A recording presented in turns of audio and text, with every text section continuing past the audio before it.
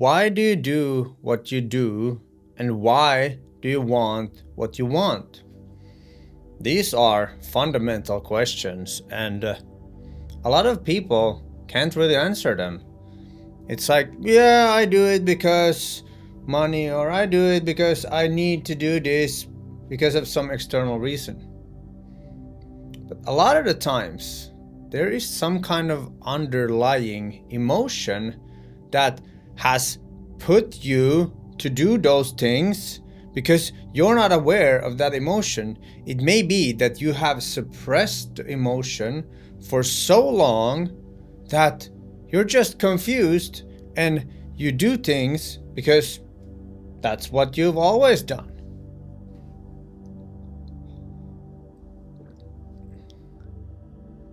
I think this is a big problem.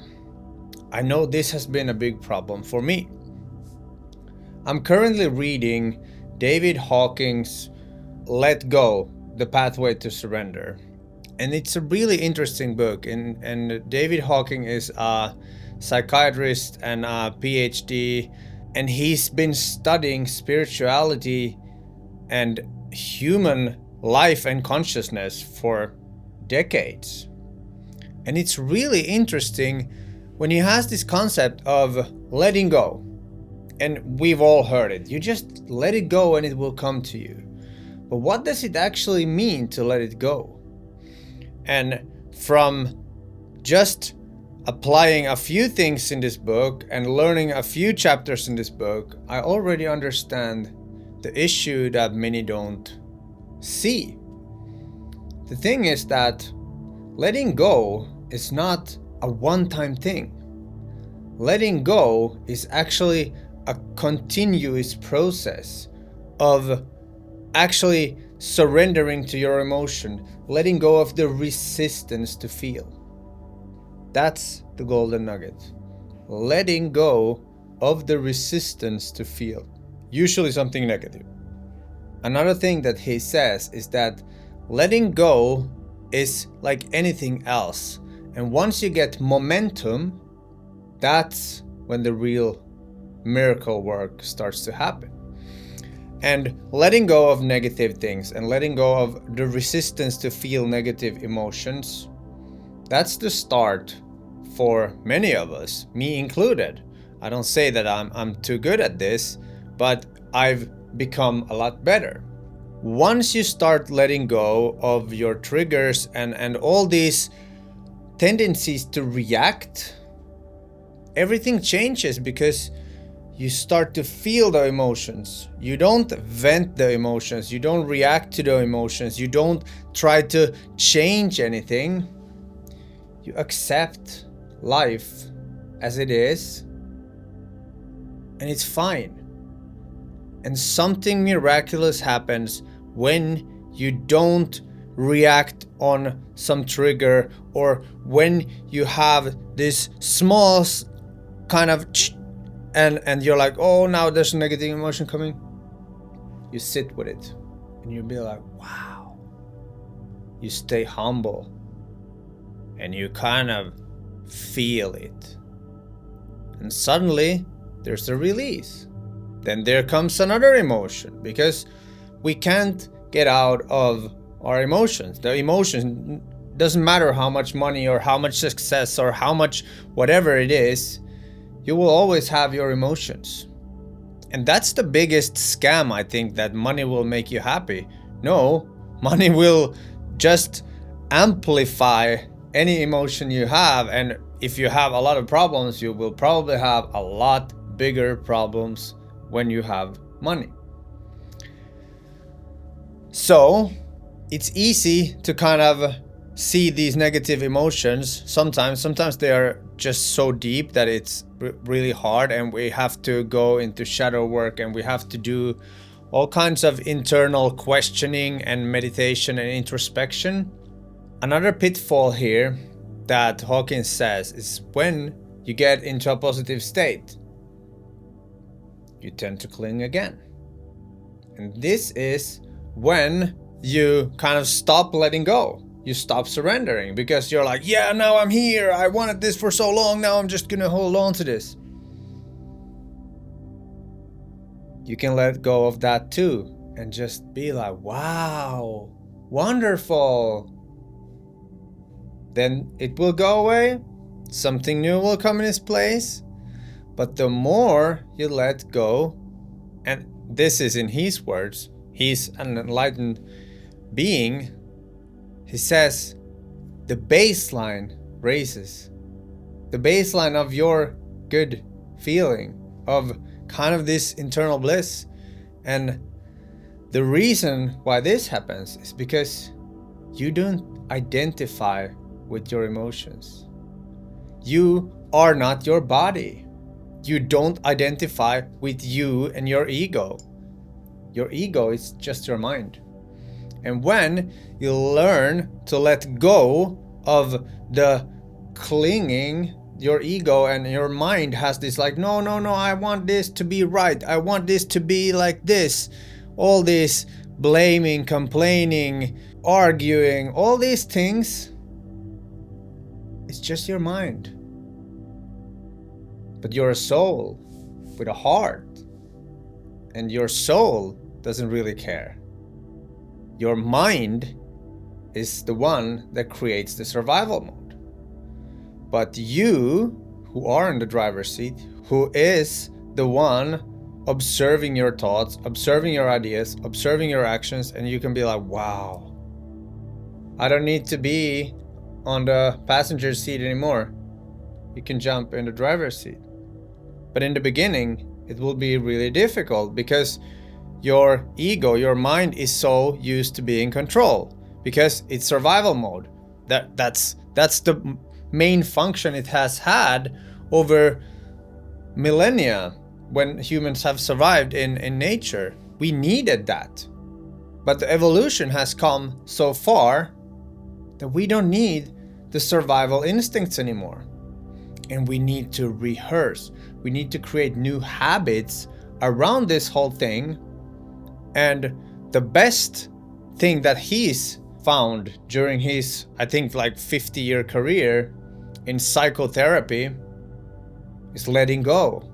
Letting go of the resistance to feel something. Letting go of outcomes. Letting go of desires. It's no wonder there's so many YouTube videos and channels just dedicating to letting go. It's this law of detachment. All the things, manifestations and this law of attraction, all these, a main component is letting go. But at least for me, before I understood it like, oh, I'll just let it go today and then tomorrow I'll start expecting it again. I guess it didn't work. So letting go is actually letting go. It's like, I don't give a fuck. Poof. I step out of the game. I become an observer. And it's so difficult in the beginning. It's so difficult to kind of humble down your ego and be like, okay, the desires, my wants, my opinions, my logic, whatever it is, if you learn to let go and stay in the pathway of letting go, your life will change. And you might think that if you let go of everything, then you won't do anything. That's not true, because what's left is something that we also call flow state. And we experience in flow state. And you don't think with your logical mind when you're in a flow state. You kind of go into this zone of genius. And there's a lot of different ways to get into flow states and triggers and all this. But naturally, we can also attain this state of kind of just going with life and be like, wow, now I'm curious about this. Okay, let's see. I don't have any expectations. I just start doing. And soon you realize like, wow, when I was snowboarding, it was a lot like that. It was like, okay, I'll just go and ride and I'll figure it out. And those were the best sessions. But when I had this pressure of I need to do this, I need to make this, I have high standards when I go into the whole thing, it usually just ended up being a pretty pretty like average to bad session, because expectations, that's also like, that's something you want. Okay, let go. Don't expect anything. Be grateful for the tiniest thing. Just go there, see what happens. Whatever it is, do your thing. I realized that in sales calls, when I've done, the minute I go into that sales call and I'm like, whatever, it's totally fine if I sign this client or not. Usually when I'm just like, whatever, they want, they come to me, and I've signed all clients when I've had that feeling. But then I know when I have this situation, I need money, I need to sign this client, I need, even if they're perfect fit, they're just like, no way. They can sense the neediness. And this reminds me of another story about Matthew McConaughey, this Hollywood actor. He's got a really great book called Green Lights. And in this book, he tells about his early career in Hollywood. And one producer, he came to the producer, he wanted a movie role, and he's like, I need this, I really need this, I need to get my career going and stuff like that. And the producer says, Hollywood can smell neediness. Now you need to go do something totally different to get out of that state of neediness. Guess what he did?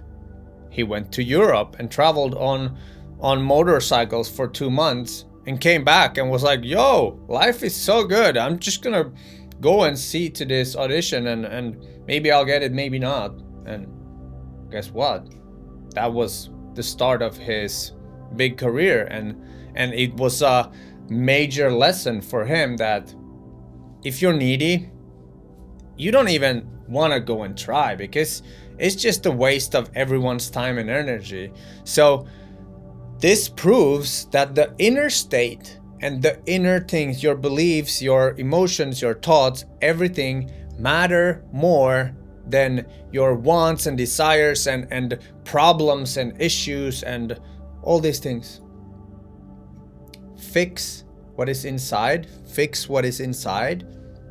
and everything will be easier. I know it's not easy, because we have been so long going in this loop of no, I have to keep this like this. Throw it. Let go. When was the last time you let go of something and suddenly you realize that it just popped up in your life?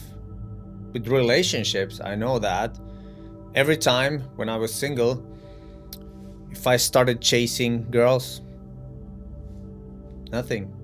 I was miserable, alone, and it was horrible.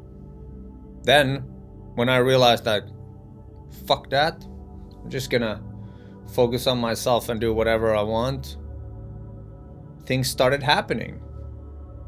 It's so weird. This world, this life, it's a paradox. The thing you think you need is probably the opposite. Letting go, one of the best things you can learn to do, because it's not that it's a belief system, it's not that it's a religion, it's not that it's some kind of dogma.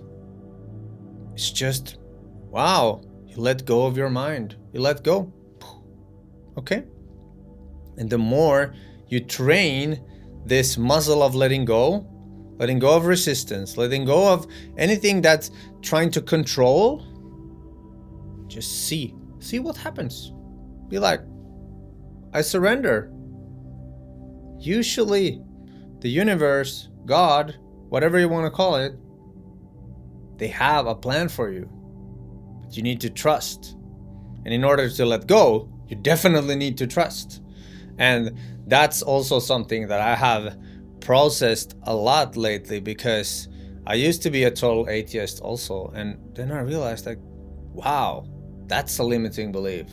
How stupid is that? Like, why would I be so arrogant to think that I know what life is, I know where I came from, I know how this whole thing is created?